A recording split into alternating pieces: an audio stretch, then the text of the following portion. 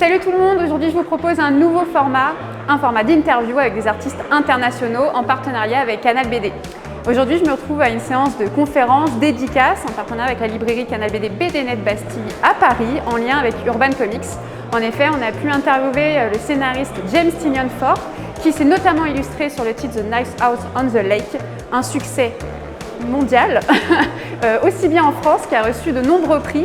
Et il revient en compagnie d'Alvaro Martinez sur une suite, The Nice House by the Sea. Urban Comics a préparé une grande tournée pour eux et ils sont notamment passés dans les librairies du réseau Canal BD. Ils sont passés à BDRama Reims, à BDnet Bastille à Paris comme je l'ai cité et notamment à la librairie Bulle au Mans, ainsi qu'un passage à Toulouse. Donc on est ravis de pouvoir recevoir des artistes internationaux dans les librairies du réseau Canal BD. Je suis ravie de pouvoir vous proposer ce nouveau type de contenu qui va vous permettre de vous immerger un peu dans ce type de rencontre. En effet, aujourd'hui, il y avait l'interview, il y avait aussi une conférence avec les deux artistes, donc James Tynion Ford et Alvaro Martinez, animée par Frédéric Sigrist, ainsi qu'une dédicace qui est, comme je le répète, organisée par la librairie BDnet Bastille. Allez, j'arrête de parler. Suivez-moi.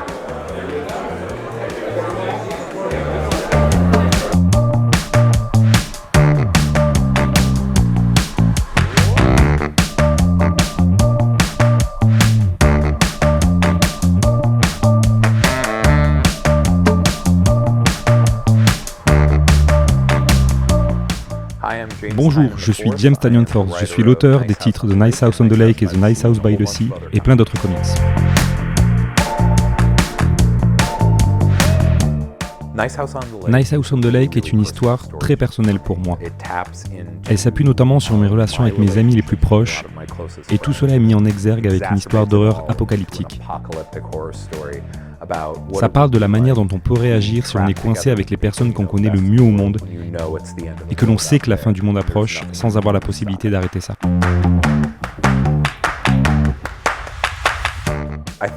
Je pense que je dois craindre la fin du monde étant donné le nombre d'histoires que j'écris à ce sujet. Mais je pense que nous vivons une époque très effrayante. Et je pense que cette époque effrayante peut ressembler à la fin du monde. Et vous savez, je pense que nous trouvons tous des moyens de lutter contre la fin du monde et des moyens d'apprendre à l'accepter et de savoir si nous devrions ou non le faire. Et The Nice House parle réellement de toutes ces choses-là. En 2018, avant la pandémie et tout ce qui l'entoure. C'est toujours comme si, surtout vous savez, en Amérique à ce moment-là, on avait l'impression que le monde s'écroulait autour de nous. Et il y avait ceci. Et si vous étiez entouré de confort, de luxe et de beauté, vous aviez en quelque sorte deux choix. Vous pouviez soit ignorer ce qui se passait autour de vous et tenter de profiter de l'instant présent, même si c'est la fin du monde, ou bien laisser cette fin du monde se réaliser, même si en tant qu'individu, vous ne pouvez rien faire pour l'arrêter.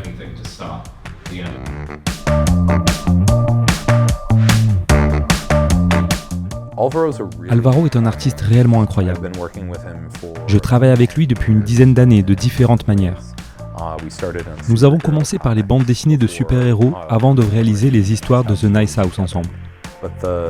Mais ce que j'aime le plus chez lui, c'est qu'il est incroyablement doué à la fois pour créer de magnifiques décors qui donnent l'impression d'être très réels et très habités,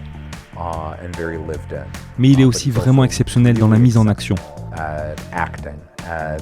en montrant les personnages qui ont des émotions vraiment extrêmes. Et souvent, les artistes sont bons dans l'un ou l'autre domaine. Et le fait qu'Alvaro soit exceptionnellement bon dans les deux domaines signifie qu'il est la personne idéale avec qui travailler sur cette maison. Notre premier projet ensemble était un titre appelé Batman Eternal. Et nous avons seulement travaillé ensemble sur quelques numéros. Ensuite, nous avons travaillé ensemble plus longuement sur Detective Comics. Et je pense que c'était à la fin de cela, ou bien avions-nous déjà commencé à travailler sur Justice League Dark et c'est là qu'on s'est rencontrés?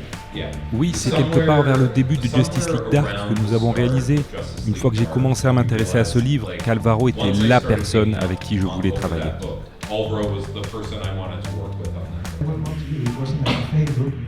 Je t'ai rencontré et j'étais tellement nerveux et terrifié à l'idée de te rencontrer Que je tremblais comme ça tout le temps.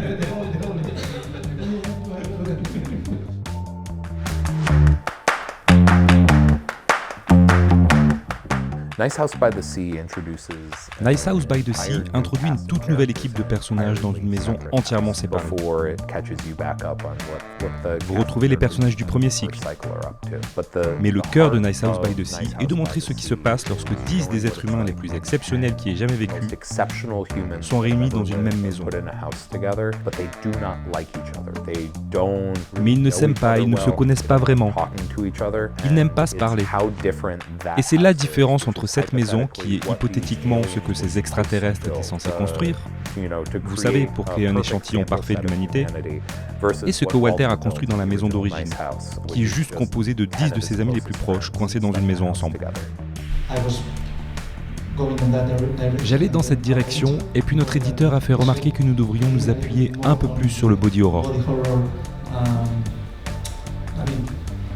Je veux dire qu'il y ait plus de chair, etc. Vous voyez ce que je veux dire? Ces deux idées ont donné le design final dans mon esprit, ça et Francis Bacon. Ça nous a mené au concept de tornade de chair, et la façon dont j'envisageais d'avoir de la chair. Je pense que cela ne pouvait pas se faire du premier coup. Il fallait passer par toutes ces étapes.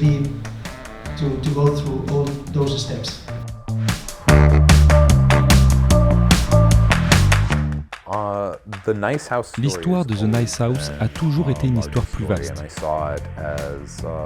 Et je la voyais comme une histoire racontée sur plusieurs cycles. Et je savais que la première histoire devait porter sur la première maison que nous avons vue. Il s'agit de personnages et des relations qu'ils entretiennent les uns avec les autres. La deuxième maison étant le lore, et vous comprenez à quoi pourraient ressembler d'autres échantillons de l'humanité. Et comment les différents membres de l'espèce de Walter pourraient réagir et interagir avec cela, vous voyez? Et ensuite, il pourrait y avoir la grande conclusion de l'ensemble, qui rassemble certaines des questions les plus importantes qui ont été posées depuis le premier numéro. Les personnages queer sont représentés dans l'ensemble de vos œuvres. C'est très important et je vous en remercie. Puisque c'est l'une de vos préoccupations, ma question est: quelle est votre vision de l'horreur et de l'homosexualité et comment elles interagissent ensemble?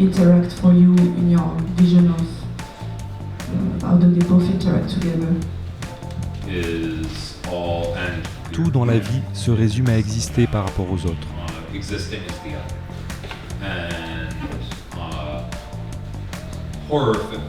La fiction horrifique est définie par le monstre. Et peu importe que ce monstre soit une métaphore ou autre chose, c'est comme si c'était l'incarnation de l'autre. Et je pense que c'est pour ça qu'il y a des blagues et des mèmes qui dépeignent Babadook comme une icône queer et d'autres choses comme ça. Parce qu'il y a une identification avec, vous voyez,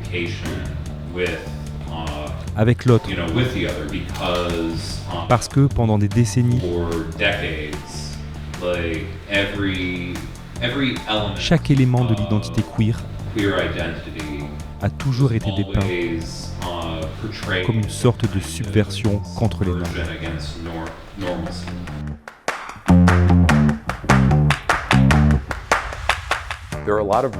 Il y a beaucoup de nouvelles bandes dessinées vraiment géniales qui sortent en ce moment. L'une de mes préférées est celle de Kieron Gillen et de Casper Wingard, The Power Fantasy. Vous savez, je pense que c'est toujours excitant pour moi quand les gens écrivent de nouvelles histoires en Creator-Owned. Et je suis vraiment excité par la façon dont celle-ci va se dérouler. Je me dépeins souvent comme mon personnage, comme Walter, avec tous mes pires traits, vous voyez, le contrôle, etc.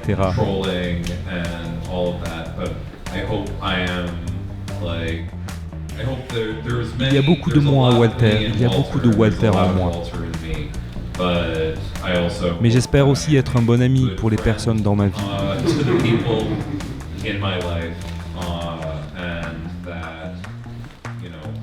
Et vous voyez, laisser un bon impact sur les gens autour de moi. C'est ça que je veux. Je tiens à vous remercier tous pour le soutien que vous apportez à mes titres. Nice House est un livre très personnel pour moi. Et le fait qu'il ait trouvé un tel écho auprès du public français est tout simplement incroyable. Cela me donne beaucoup d'excuses pour venir en France, qui est l'un de mes endroits préférés dans le monde. Alors merci beaucoup et continuez à lire mes comics.